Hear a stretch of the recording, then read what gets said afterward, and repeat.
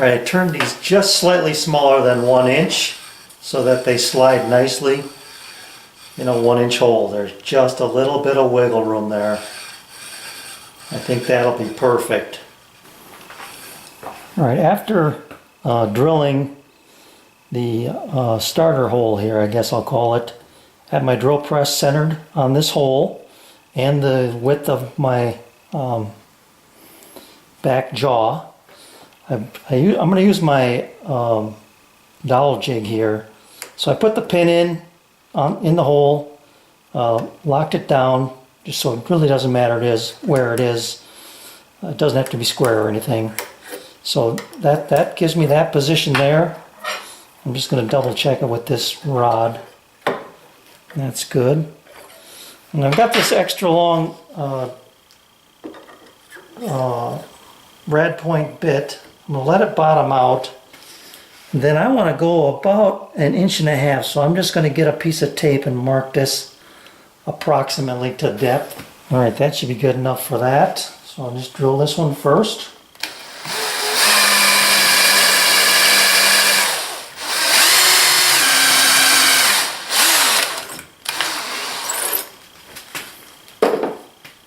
Okay.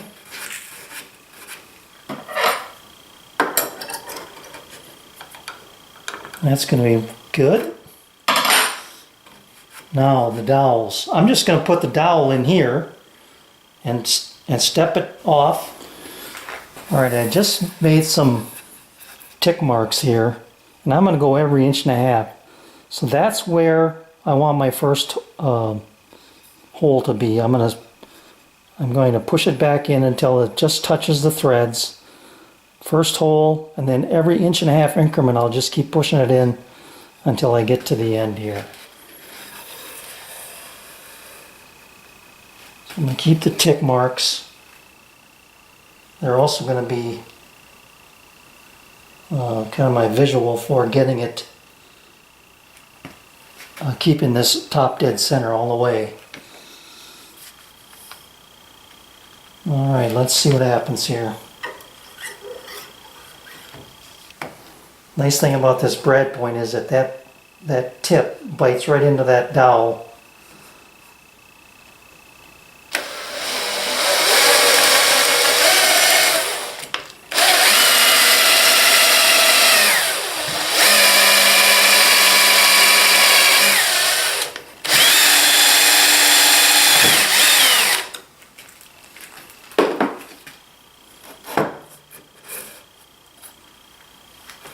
Okay, so that's that mark, and then bring it out to there. And now I'm going to put this in here to give me an eyeball for actually this is too tight. Let's go this one here to help me keep it perpendicular.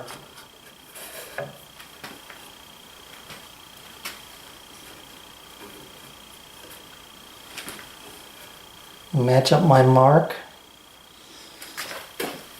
check for perpendicular, and drill my next hole here.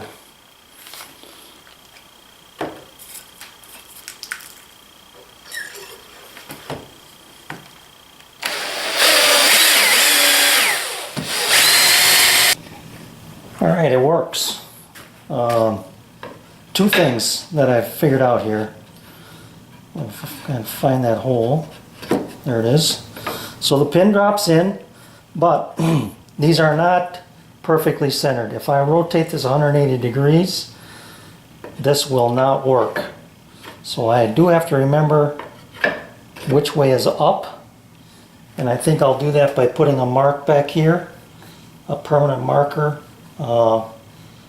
that this is up and this is whatever left and that one is right, so that I make sure I get them back in the proper position.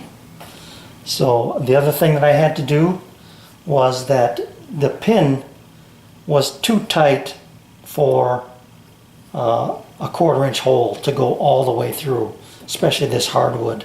So I enlarged the dowel to a 1/64 of an inch larger, and that works out great. So you can find the hole. Oh, there it is. And the other thing I'll do is I'll make this a tapered pin, so it'll be much easier to get it started. But you can see how fast it'll be to adjust the bars to whatever setting you need. That's going to be fantastic.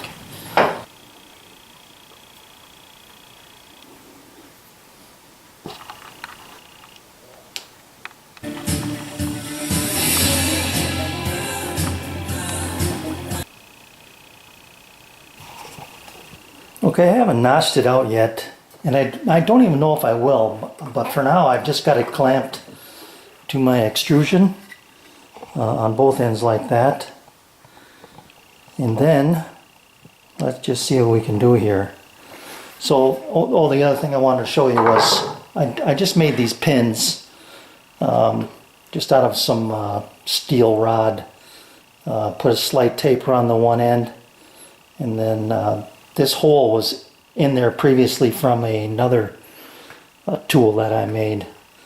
But that might come in handy where if I ever get in trouble and they get locked in there, I can put a hex key in there or something and get a grip on it to pull it out. But right now they move pretty easily. So I've got it in the first hole, and that locks it in very nicely. So let's just put this in here. Bring the jaw up, adjust my locking knob to pretty close. There we are. Bring it to the center.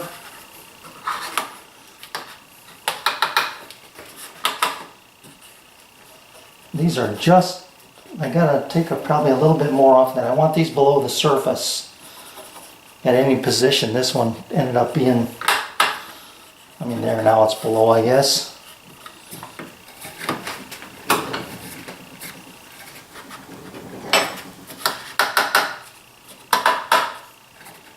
There it is. That's not moving. Excellent, excellent holding power.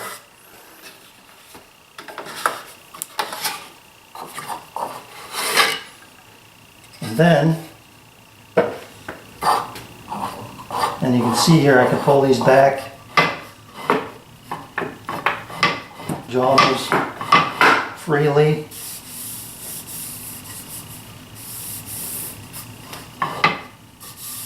And then my adjustment, I want to bring it out one more hole here. Let's just move this one out. Drop the pin in. There it is.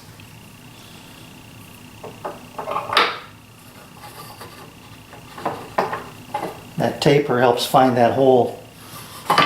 And there I'm adjusted out for, you know, my next bigger size, which could be, let's say, just under 3 inches. So 3 to 0 actually, because I've still got thread here.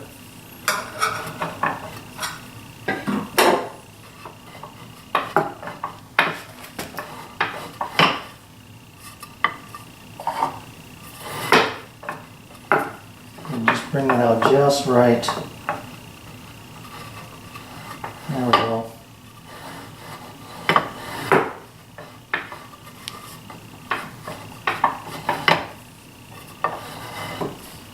I see, if I lift up on it just a little bit there.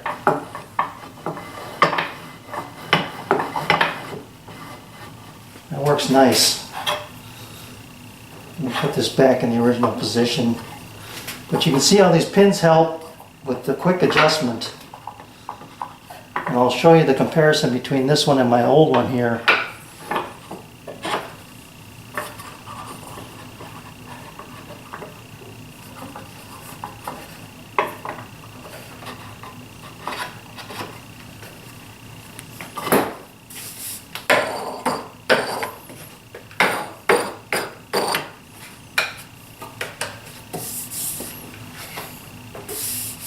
Beautiful. Okay, on my version of a Moxon vise, which is faster to adjust and easy to build. Eight pieces, and on this there's 1, 2, 3, 4, 5, 6, 7, 8, 9, 10, 11, 12 about. Maybe 14 if you include some of these lock collars, it depends. If you add some extra nuts back here, which is the way I think it was intended to be used, is to have these locking nuts inside, which was kind of a pain in the butt to get the throat adjusted. I realize once you get it adjusted, you're set to go, but this one is fast and easy. Measurements. This thing measures 6 by 32, not including the rods. Mine measures 3 3/4 by 30. Well, I think I made mine a little bit bigger. 32 and a half. So 32 and a half by 3 3/4. Not counting the knobs. This wasn't counting the knobs either. Heavy, bulky. You're not going to take it apart to store it because it's a pain in the ass to put back together. This one you can take apart and put it away, and it'll take up very little room. $600 about, $5.95. I bought the tool for $2.95. The material, you can estimate what that would cost. But I've got a tool I can use for other purposes. Besides making Moxon vices, I can use it for a number of things. And I'm very happy with the way this turned out. The clamping force on this one is the same as this one. I don't have any issues with that one whatsoever. So, you know, how do you want to spend your money? $5.95 or $2.95 for a complete tool setup, and you don't even have to buy the whole tool. You could just buy, you know, 1-inch threader and tap, and be in it for even less than that. So that's where I'm coming from, I guess. This is faster, easier, lighter, more storable than this is. So I was thinking that I'd give this to my son, but I might just put this out on eBay and sell it to somebody. See there, that's the thing about this thing. You gotta get this lock set up. That's something I just did not enjoy. This is already locked up and ready to go. All right. Thanks for watching. Here, wait a second. Let's not end it on that. No, let's end it on this one right here. And that's the other thing too. I guess I never even talked about that. The weight. This probably weighs a third, maybe, or certainly a half as much as that other one. And you can see this is how I have to store it. I have to keep it together, and I keep it over there on my shaper table, and it just takes up room. This, I can throw it down in one of my drawers on my bench, and it'll be out of the way. And if I ever need to make new jaws, simple and easy to do. 2 pieces.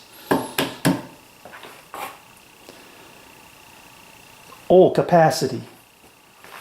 Yeah, on this one I've got 19 inches. And on the other one I had just a hair over 18. So I gained some more capacity here. 1 inch, not a big deal, but I guess that's just one more thing that you could do with this. The other thing I could do with this is, if I wanted to, was I could even drill a second set of holes here if you wanted to get this in tighter. I don't think there'd be any advantage to doing that, I guess, but whatever. 19-inch capacity versus 18 and a half. So, thanks for watching. I'm not gonna. I'm still gonna leave this open, I think, for now, and just see how it works. You know, I like the way I can clamp it to this extrusion, and it's set up ready to go. So, thanks for watching.